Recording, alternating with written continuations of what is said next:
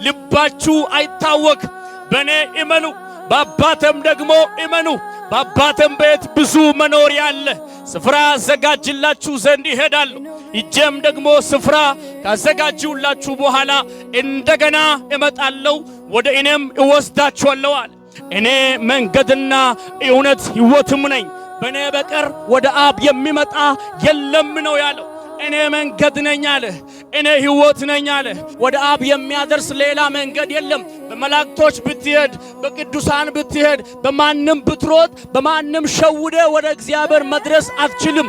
ኢየሱስ ሲናገር እንደዚህ አለ፣ በእኔ በኩል ካልሆነ አለ ወደ አብ መምጣት ማንም አይችልም። የተገባንን እንድንሞት ክርስቶስ ነፍሱን ገደለ